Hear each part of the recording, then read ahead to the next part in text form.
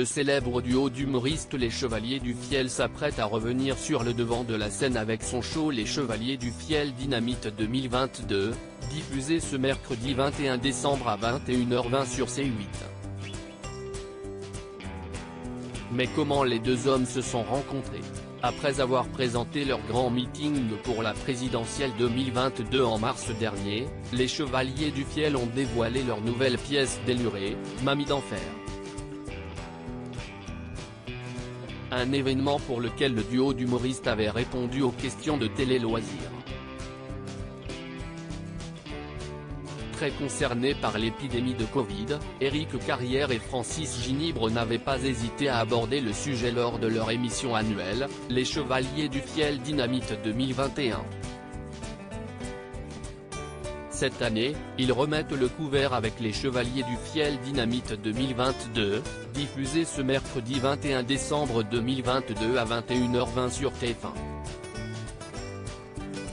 Pour finir l'année en beauté, en voilà une belle occasion d'aborder les fêtes avec le sourire. Comme chaque année, les Chevaliers du Fiel dressent leur bilan avec humour. Pendant 1h30, le duo, qui incarne comme à son habitude différents personnages, révèle des sketchs et un clip inédit, des chansons, appuyées sur des faits marquants qui se sont déroulés ces derniers mois. Enregistrée en public, l'émission aux accents délirants incitera les téléspectateurs à se questionner sur l'année écoulée, toujours avec le sourire, évidemment. Une sorte de revue de presse aussi intéressante que décalée. Une rencontre qui va tout changer s'ils nous font rire depuis 30 ans, Éric Carrière et Francis Ginibre n'étaient pas particulièrement destinés à en arriver là. Alors que le premier était docteur en sociologie, le deuxième étudiait au Beauharts. Au début des années 1980, Éric Carrière joue dans un petit théâtre à ses heures perdues, et cherche un batteur pour l'accompagner. Francis Ginibre, passionné de musique, saisit l'occasion. L'alchimie entre les deux artistes opère instantanément. Leur folie humoristique les rassemble et ils décident rapidement de créer les Chevaliers du Fiel.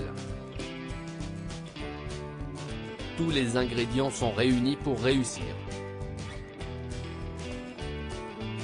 Ils commencent à se produire dans une cave spectacle à Toulouse, avant de rejoindre la capitale en 1995. Avec près de 30 spectacles à leur actif, une chanson culte La Simca 1000, ou encore l'ouverture d'un restaurant, Éric Carrière et Francis Ginibre ne se sont jamais relâchés depuis les années 90. Un pari réussi. À lire aussi Les Chevaliers du Fiel, Mamie d'enfer sur C8, des plus célèbres, comme Johnny Hallyday, aux moins connus, les gens connaissent des problèmes d'héritage.